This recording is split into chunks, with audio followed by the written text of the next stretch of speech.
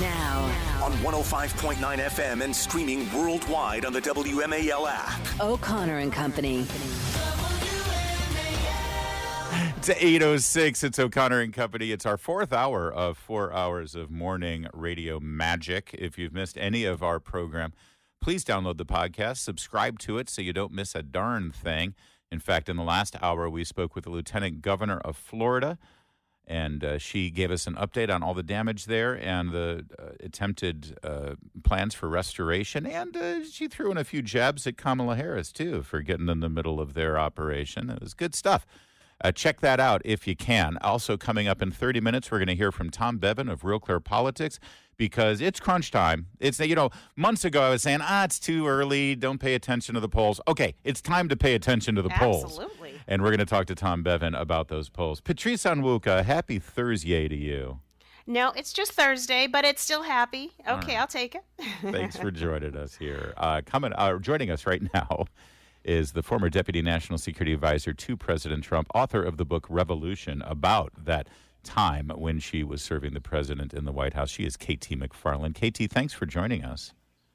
It's a pleasure and an honor. Thank you. Well, first of all, I want to check in with you because I know, I understand congratulations are in order with a brand new grandchild, which is fantastic, but you're visiting in Florida. In fact, are you near the Tampa area where the hurricane just swept through?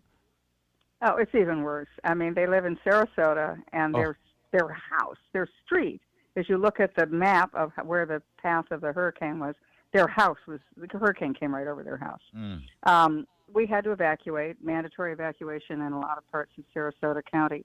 And so this I probably way too much detail for you guys, but 4 little kids, a 4-year-old, a 3-year-old, a 2-year-old, and then a newborn, and 2 of them had ear infections, so we couldn't fly airplanes out, so we had to drive somewhere. And the initial plan of the hurricane was it's going to be, you didn't know where in the state it was going to be, so we were primed to go somewhere. We just weren't sure to go north, to go south, to go east. So we ended up driving 3 hours east, and we're just in great shape. Ear infections are over. Kids are great. We just don't know about the damage to the house. But in Sarasota County, which is where the worst of it was, yes, it's 75, 85, 90% of the residents don't have any electricity. And transformers blew, and we saw pictures last night. It looked like fireworks. Wow. On their street. The one guy who had stayed behind and didn't evacuate went down the street taking pictures, and it looked like fireworks, and what that was electric lines blowing up. Wow.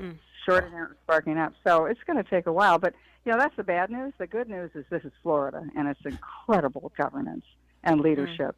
And, there already are 70,000 crews already out to repair the electricity.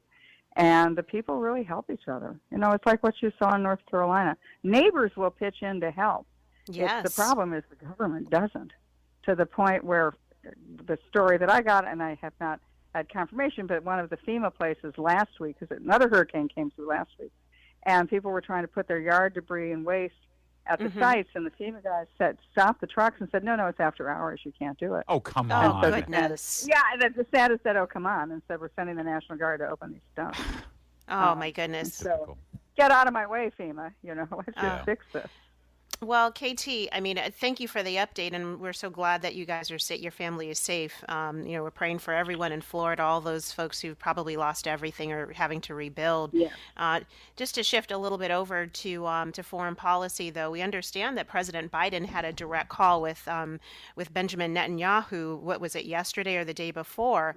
And give me your sense. What do you think we know coming out of this? And do you think that this was another opportunity for Biden to try to tie the hands of the prime minister in Israel's attack against Hezbollah and everything else? Yeah, it's President Biden all along has sort of, on one hand, we'll give you some weapons, on the other hand, but don't use them. And if you do use them, we're going to slow walk delivery of them. And we want you to survive and prevail, but we don't really want to have Hamas and the Palestinians destroyed, so we want to stay your hand. Look, but Israel is doing the world a huge favor. Yes. Because as one of the candidates, the candidate for Prime Minister or Premier of Canada said, Pierre Poilievre said 2 days ago, and somebody said, well, what do you think about Israel going after the nuclear sites? Or what do you think about Israel dealing with Iran? And he said, just think about it. You have a murderous, genocidal regime dedicated to the destruction of Israel and the United States with their hands on nuclear weapons.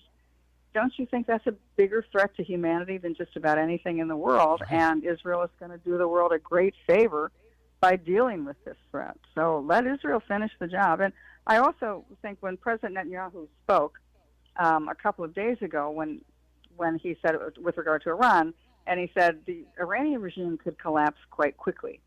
And we want to let the Iranian people know that we would be great friends and we would love to have the Persian-Israeli alliance back. But the mullahs have to worry now, as all the defeats they've had, and Hezbollah and Hamas have been defeated roundly and soundly by Israel, that their own people are going to rise up and say, hey, wait a minute, we have terrible living conditions. You've squandered all of our wealth and resources on trying to kill Jews. And yet we've left our own people starving. And the Iranian people, they could rise up. And I'm assuming that Israel, who obviously has penetrated Israeli and Iranian intelligence greatly, and Israel and the Iranian Mossad has penetrated any of the security forces of Iran. They've got to also have contacts with the Iranian people who would rise up against the regime. Yeah. KT, it is remarkable.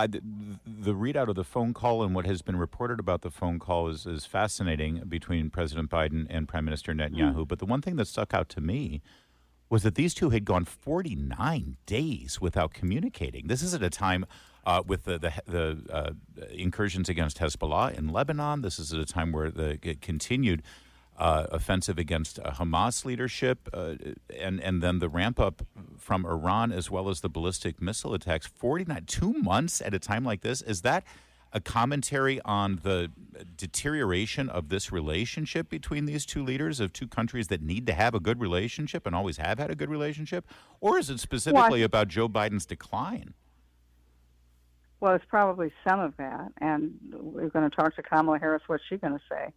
But the important point is that Israel has determined, and I think this is how sometimes good comes of bad, the bad policy of the Biden administration to really not abandon Israel, but to chastise and try to isolate Israel and push Israel away for their own political purposes in the United States and the presidential election. And the Biden people worried and the Harris people worried about the Muslim American vote, so they push Israel away.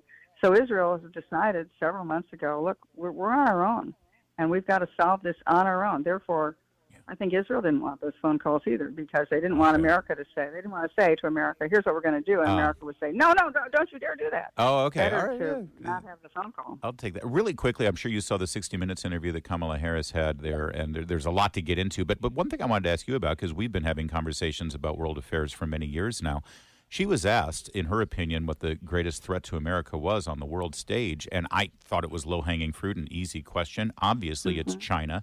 You say it's China. Every foreign policy expert says it's China. And she said Iran, which I found to be fascinating, and I'd love for your analysis and commentary. I'm not saying Iran is not a threat, but isn't the right answer China? Yes, China's the great strategic threat to the United States in the long term. Iran is the threat immediately. But the interesting thing of why she said that, well, wait a minute. This is an administration, the Obama, Biden, future Harris administration, if there is one, which has always been very pro-Iran. So why are you calling out Iran? Yeah, they've been enriching Iran by lifting sanctions or waiving sanctions on them. The Biden administration, if you cut to the chase, has paid for the war against Israel, because the Biden administration lifting the sanctions, not enforcing the sanctions, giving Iran direct contributions to its, funds, has given Iran probably $100 billion. Now, Iran has used that $100 billion not to feed its people, not to modernize its economy, but to kill Jews and go to war against Israel. So if they didn't have that $100 billion, they wouldn't be attacking. It's like during the Trump administration, Iran was broke.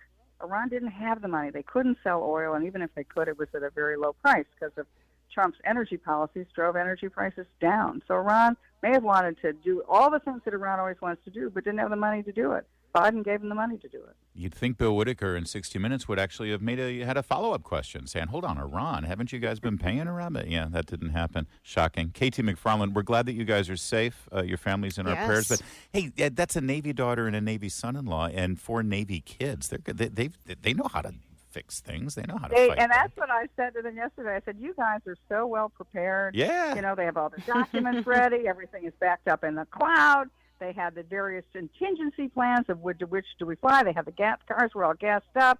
You know, the baby food was in the car. We were ready to go, and we just went. Absolutely. All right, KT, hang in there. Thank Good talking you, with KT. you. Thank you. 8:16. Let's get straight to Jamie Whitten in the Hadid Carpet Cleaning Traffic Center. All right, and we're ready to go on 270. And out of Frederick.